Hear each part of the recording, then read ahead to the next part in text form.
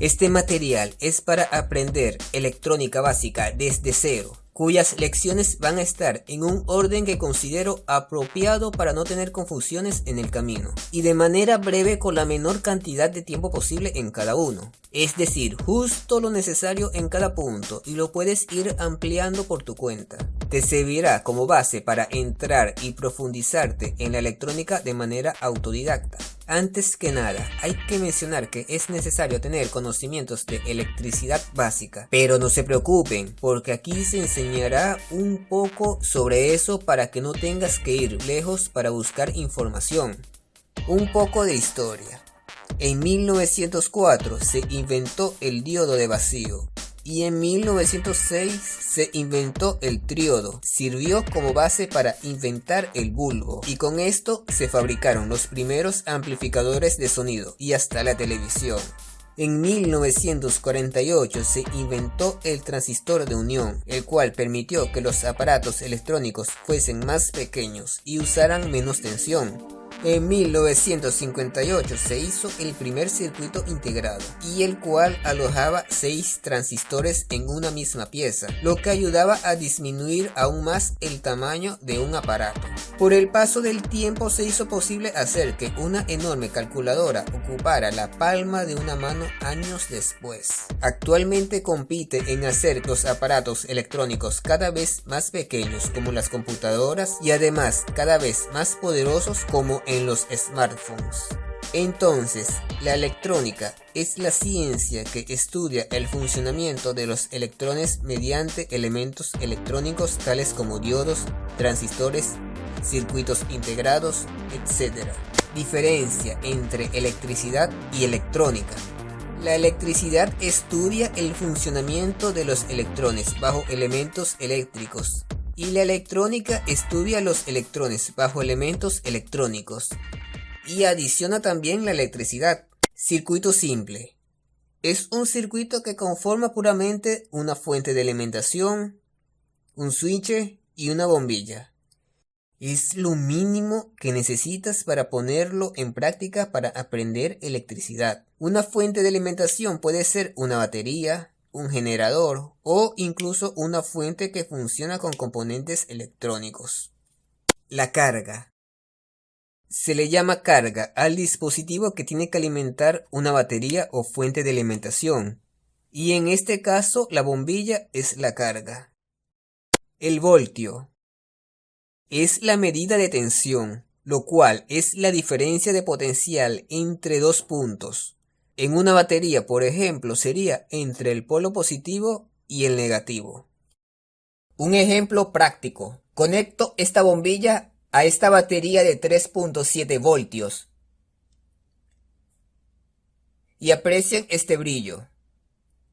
Ahora, a esta misma bombilla la conecto a una batería de 9 voltios. Vean cómo el brillo es aún más intenso, debido a que se está utilizando justamente una batería de mayor voltaje.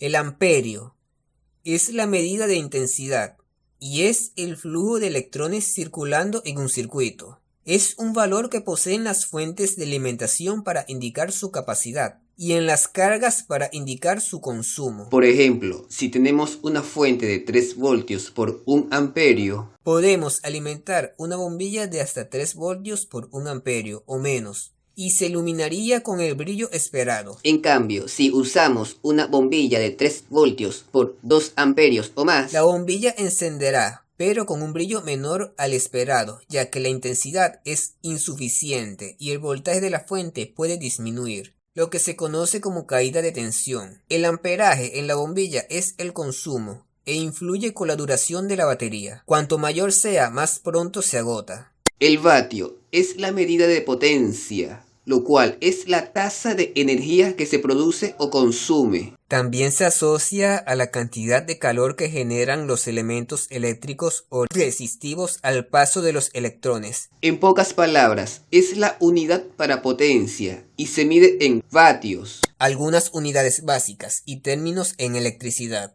Algunas de las unidades básicas o de medida son voltio, volt al inglés, amperio y vatio. Para expresar cantidad de estas unidades se usan los siguientes términos: voltaje, amperaje y vatiaje. Sus unidades básicas están asociadas a su fenómeno o magnitud. Esos son tensión, intensidad y potencia. Estos son términos que deben usarse apropiadamente en su debido contexto, ya que no son del todo sinónimos. Transformación de unidades. En las unidades básicas o de medida se usan un sistema de conversión en múltiplos en caso de ser valores muy grandes y submúltiplos en caso de ser valores muy pequeños o muy por debajo de la unidad. Se ilustra con una escalera.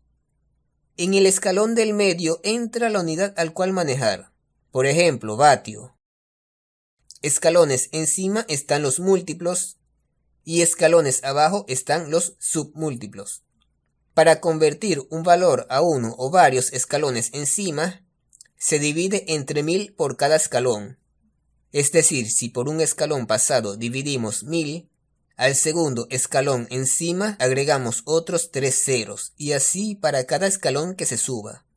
Y para convertir un valor a uno o varios escalones abajo, se multiplica por 1000 y otros 3 ceros por cada escalón pasado desde el segundo. Para convertir un vatio a milivatio, solo hay que multiplicarlo por 10 elevado a la 3. Es decir, multiplicarlo por 1000. Eso daría por supuesto 1000 milivatios. Si queremos convertir, por ejemplo, 1280 vatios a kilovatios, solo hay que dividirlo entre 1000 y eso nos daría 1.28 kilovatios.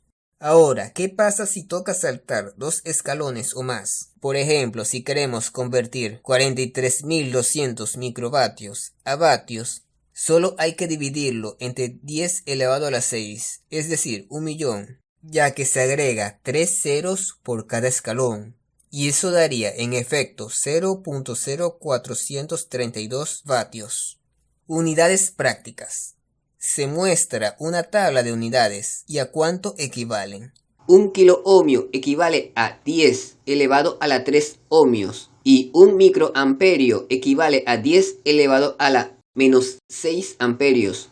La de ohmio solo tiene múltiplos, la de amperio tiene submúltiplos y las otras dos tienen de ambas. Considera poner esto en práctica, ya que será muy útil para siguientes temas.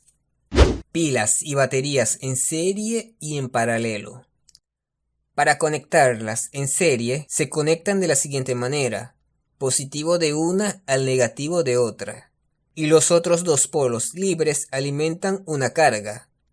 Esto se hace para sumar el voltaje.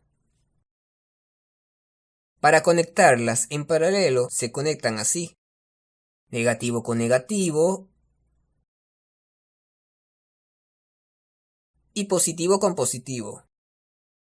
Ambos polos conectan a una carga. Esto se hace para sumar el amperaje, pero mantienen el mismo voltaje entre baterías. Básicamente equivale a una batería pero de mayor duración. Circuito serie y paralelo. Al igual que los ejemplos con las baterías, también se conectan igual con bombillas. Conectar bombillas en serie se hace de igual manera: un cable de una a un cable de la otra. Y los que quedan libres conectan con la batería o fuente.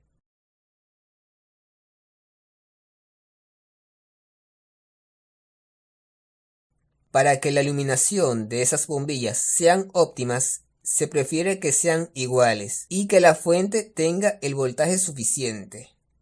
También se pueden conectar en paralelo y que la batería o fuente maneje el mismo voltaje de ellas, o incluso combinar serie y paralelo.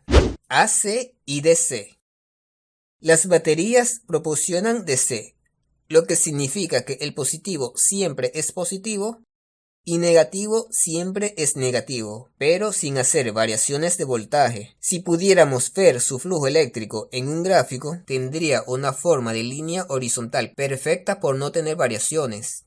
La AC, en cambio, no se vería como una línea perfecta, sino más bien variaciones o forma de onda.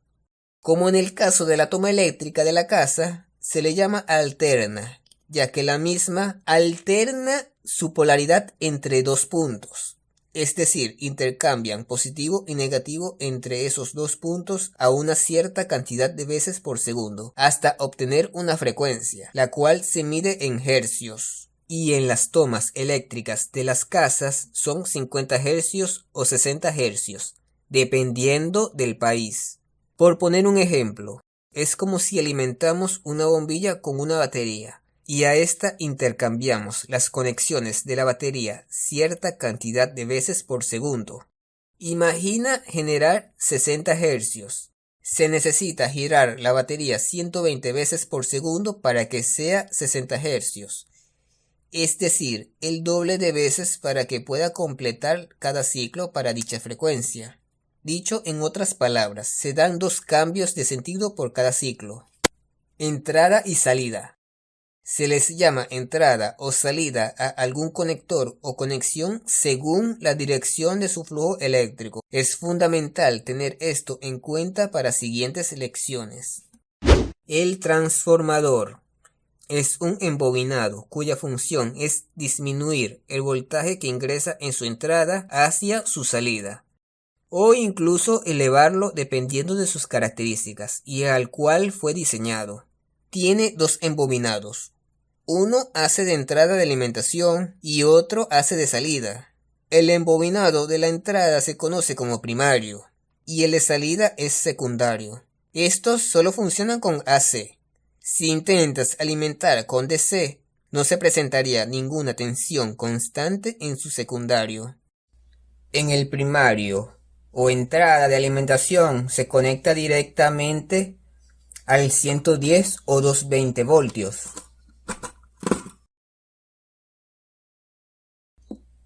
Y en su salida tenemos 12 voltios.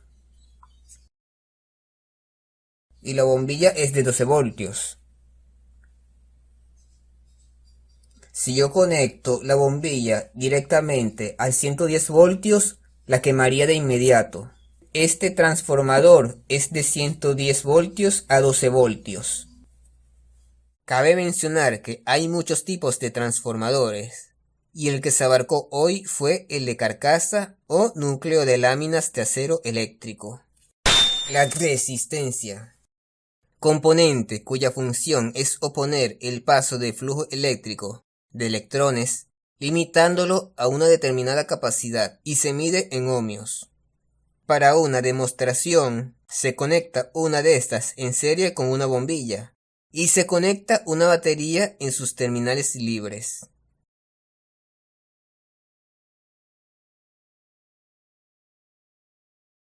Antes la bombilla conectada en directa iluminaba a cierto brillo.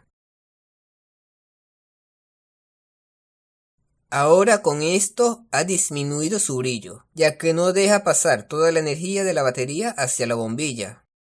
Se hace demostración con otros valores. Ahora, ¿qué pasa si uso otra de un valor más alto? La bombilla ilumina menos que antes. Es decir, cuanto más alto es el valor, menor es el brillo de la bombilla. Dicho de otro modo, cuanto mayor es el valor en ohmio, mayor es la oposición al paso de toda esa energía. Vienen en diferentes formas y tamaños según la potencia. Cuanto más grande, más potencia manejan. De momento, ignoren estas variantes para no confundirte. Y ahora, el código de colores. Los colores se usan para codificar el valor de estos componentes. Cuando son muy pequeños se torna difícil leer o escribir su valor en su cuerpo. Por eso se imprimen bandas de colores ya que hace más fácil su lectura. Cada color tiene un valor numérico y conviene aprenderlo de memoria. Y también aprender a descifrarlo. Digamos que los colores están ordenados por temperatura. Es decir, desde lo más caliente a cada vez más frío, excepto algunos como el negro, gris y blanco. Comenzando por el negro, podría decirse que ha sido algo tan caliente que se ha carbonizado.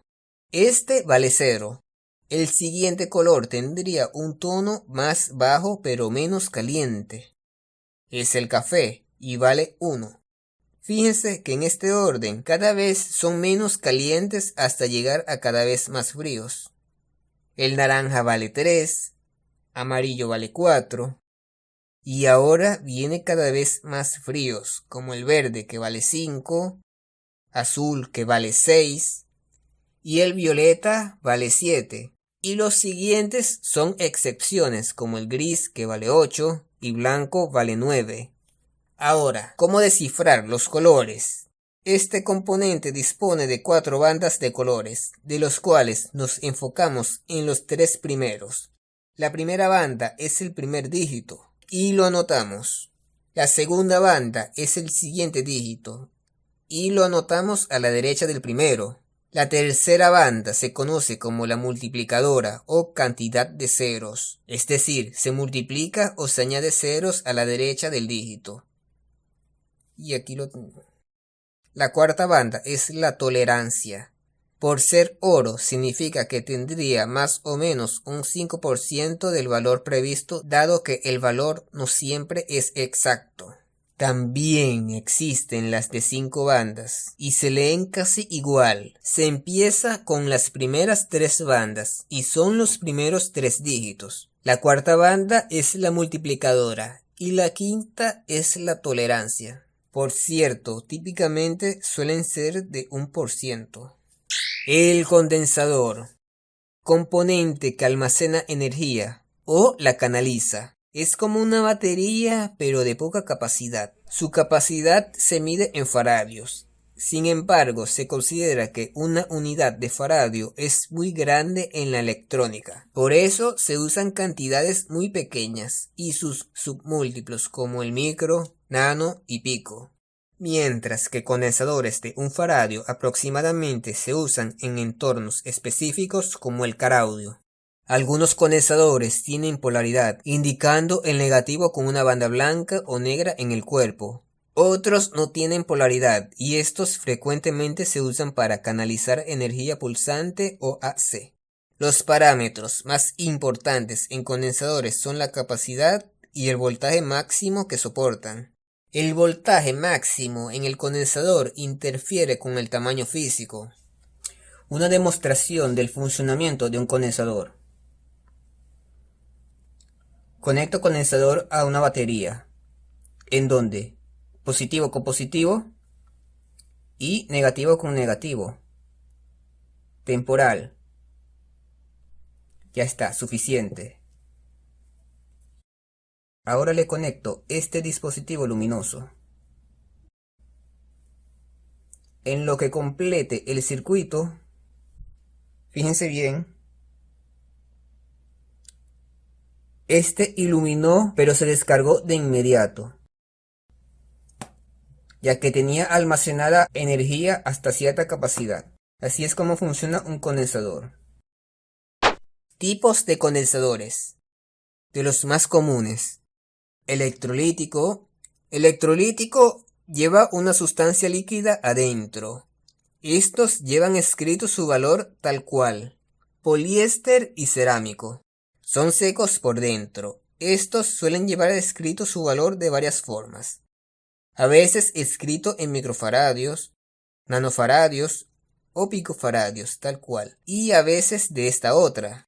3 dígitos, donde el tercer dígito añade ceros a la derecha. Por ejemplo, el 104, añadiendo 4 ceros a la derecha del 10 da 100.000 picofaradios, convertido da 100 nanofaradios. ¿Cómo se compra un condensador? En las tiendas de componentes electrónicos se pide por la capacidad, voltaje, si es polarizado o no y su tipo. Formas de onda. Ciertos equipos electrónicos pueden generar señales, de las cuales si pudiéramos verlas en un gráfico tendría alguna de estas formas. Sinusoidales. Tienen forma de onda y se ven en escenarios como la toma eléctrica de la casa, señal de audio análogo y otros circuitos generadores. Cuadradas. Tienen formas cuadradas gracias a dispositivos capaces de controlar el voltaje bruscamente. Se ven mucho en circuitos digitales. Triangulares. Se ven en circuitos con capacidad de controlar el voltaje de forma lineal con subidas y bajadas. Diente de sierra. Estos se ven en circuitos con capacidad de controlar el voltaje de forma lineal y detenerse abruptamente. Por ejemplo, en televisores CRT. Cable con pinzas caimán.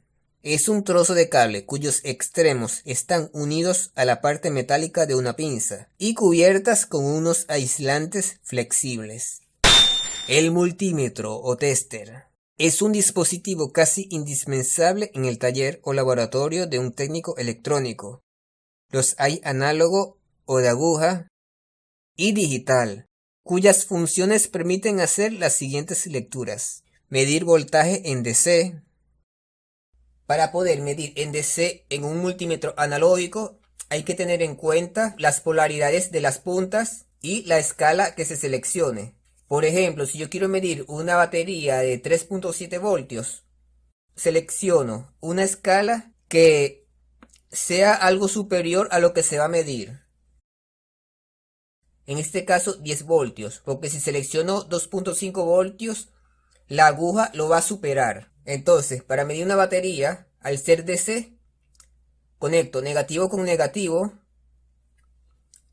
y positivo con positivo.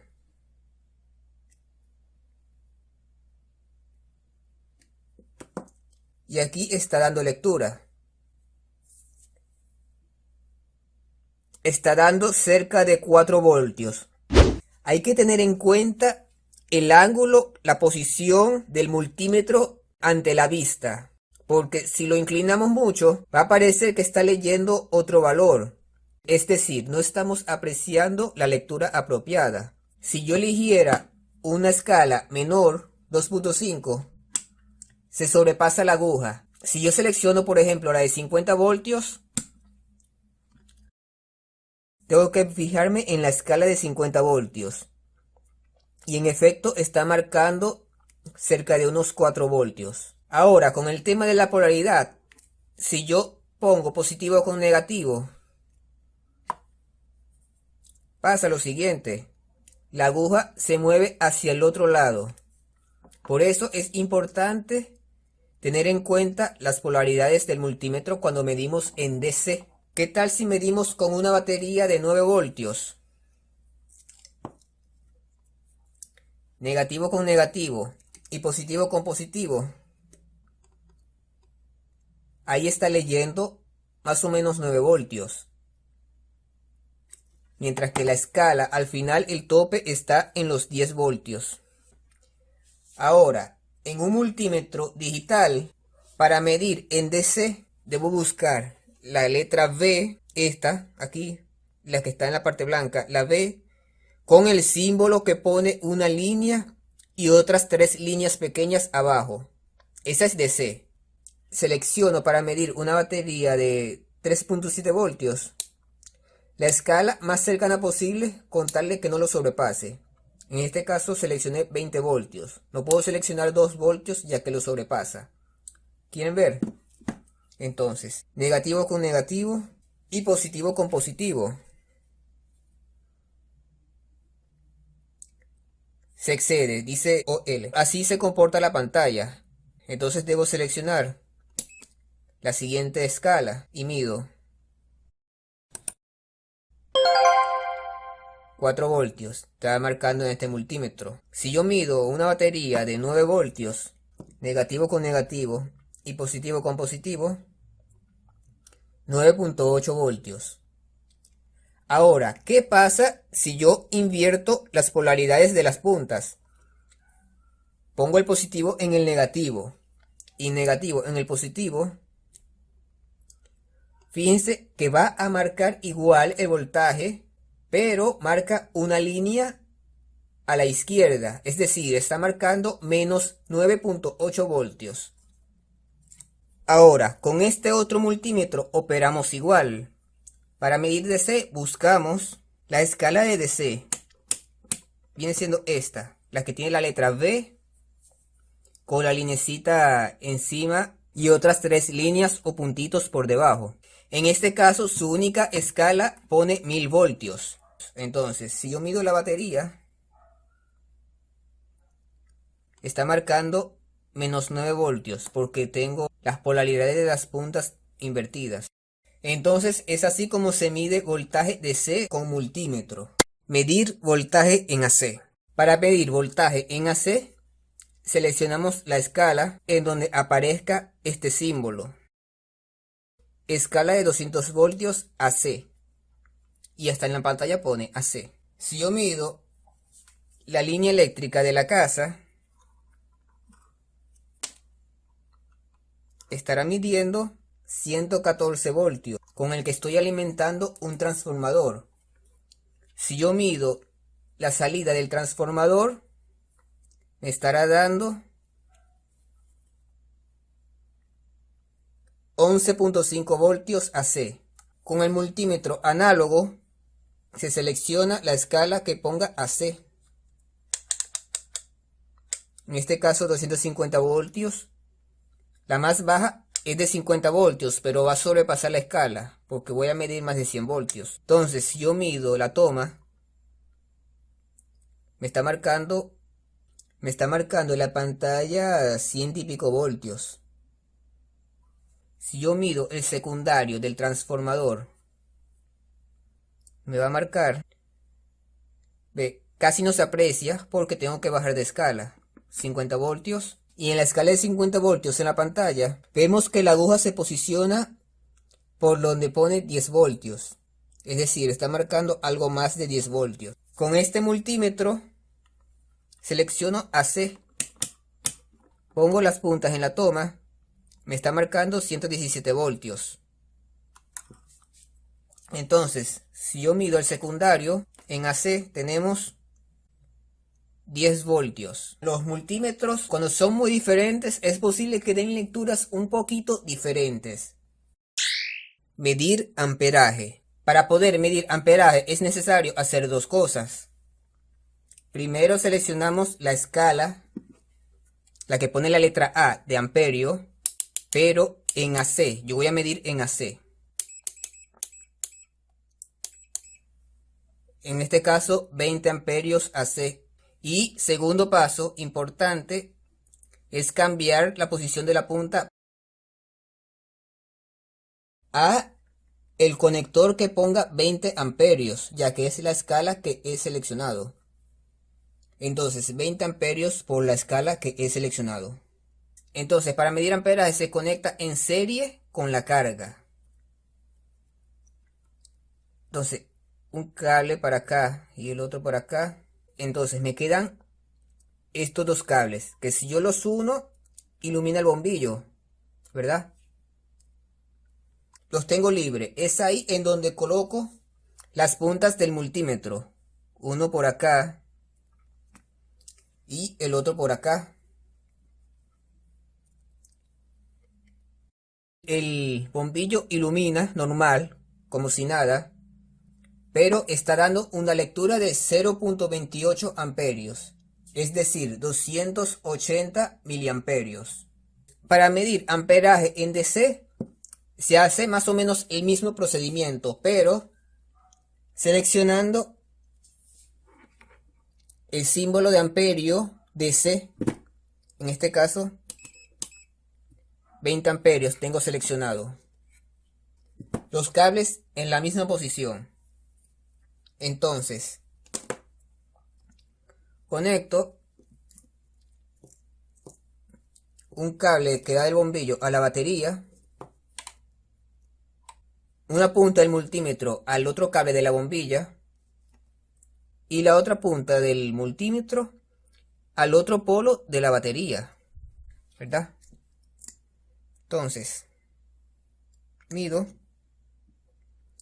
se ilumina el bombillo y está dando 0.22 amperios, es decir, 220 miliamperios en DC. Ahora, se preguntan, ¿es importante en este caso la polaridad de las puntas? No tanto, porque observaron que marca positivo el amperaje. Pero si yo invierto las puntas, muestra la línea indicando que es negativo. Eso pasa cuando se conectan las puntas invertidas, pero eso en este caso no importa, ya que el amperaje por lo general se le trata siempre como positivo. Como dato importante, cada vez que midamos amperaje, antes de apagar el multímetro, no hay que olvidarse de poner la punta del positivo donde estaba. Y se procede por fin a apagar el multímetro. Porque de lo contrario, si mides voltaje con esta punta en esta posición, eso equivaldría a un cortocircuito. En pocas palabras, no hay que medir voltaje mientras tengas la punta positivo en el conector para medir amperaje. Medir resistencia. Para poder medirlas, se procede a posicionar el selector en una de estas escalas que ponga el símbolo de ohmio. Según el valor del componente que vamos a medir, se selecciona la escala. En este ejemplo podría ser esta de 300 ohmios. Entonces lo posiciono en 2K, porque en 200K lo sobrepasa y no va a dar lectura apropiada. ¿Quieren ver? Pues veamos. Y no pasa nada. Entonces, si lo coloco en 2K, nos está dando en este caso 294 ohmios, muy cerca del valor que indica su cuerpo, es decir, está bien. Ahora, otra de por ejemplo 500 ohmios.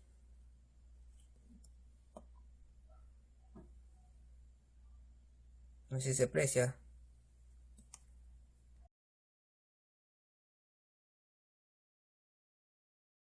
$491 ohmios. Está bien. 510 ohmios pone su cuerpo. Ahora, si yo quiero medir una de 3 kiloohmios, entonces coloco sus puntas en donde van, pero subo la escala. En este caso, la siguiente, 20K. Y está marcando 2.93 kiloohmios, es decir, justo o muy cerca de los 3 kiloohmios que indica su cuerpo. Está ok. Si yo pego las puntas, marcaría 0. ¿Qué tal otra que pone 3.3 kiloohmios? Sus puntas es donde van 3.28 kiloohmios. Está ok. Ahora tenemos esta otra. Entonces selecciono 200K y está marcando 197 kiloohmios.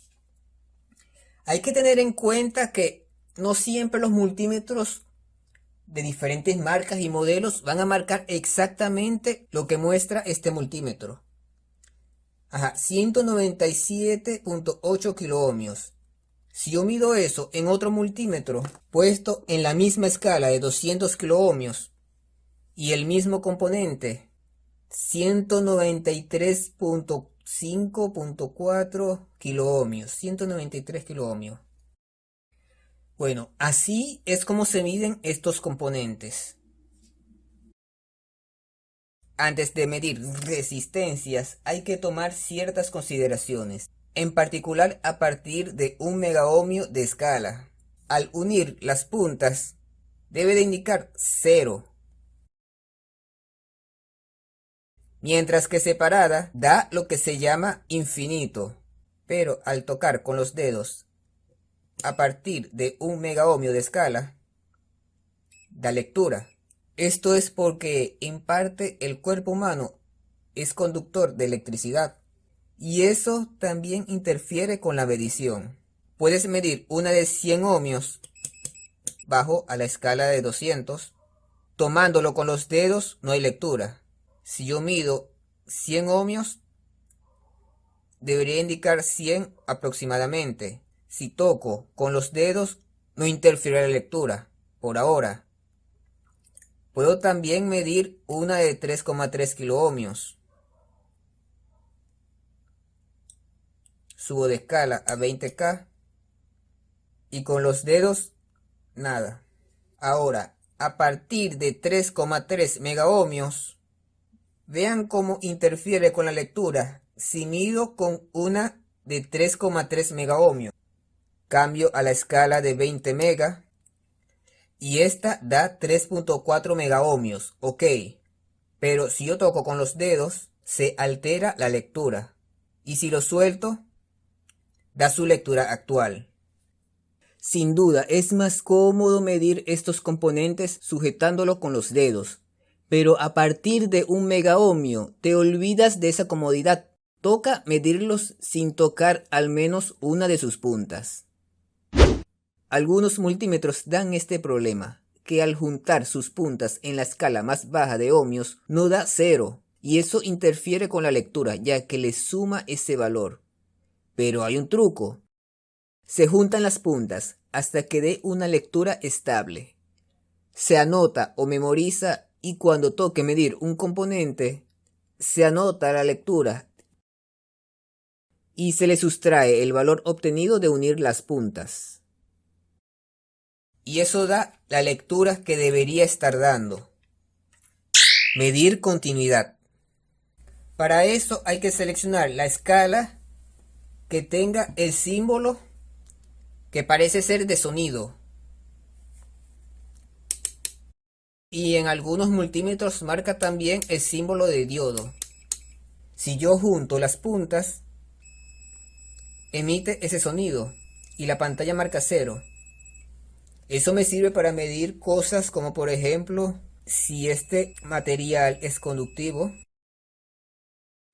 Hasta cosas como por ejemplo si un cable tiene conductividad de un extremo a otro. Y emite el pitido. También podemos saber la conductividad de un punto a otro si es que hay conexión. Si yo mido de aquí a acá, está dando conexión. Y también podemos saber si hay pistas que están conectadas una con otra, por ejemplo.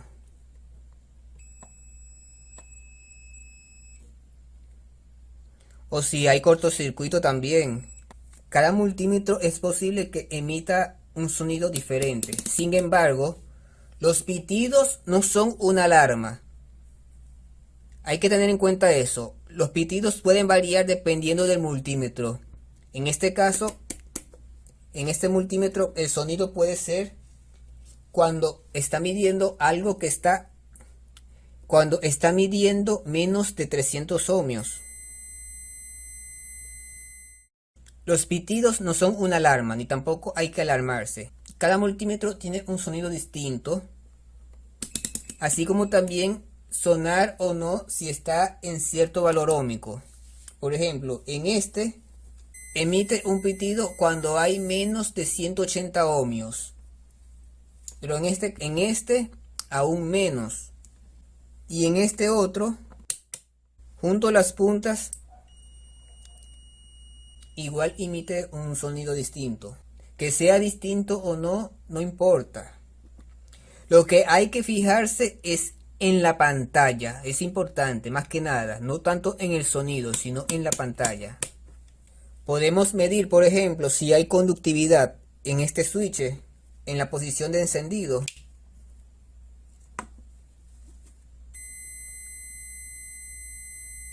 Podemos comprobar las conexiones de un cable de audio. Punta por acá y medir esta otra por acá. Y así culminamos con medición de conductividad. Ley de Ohm.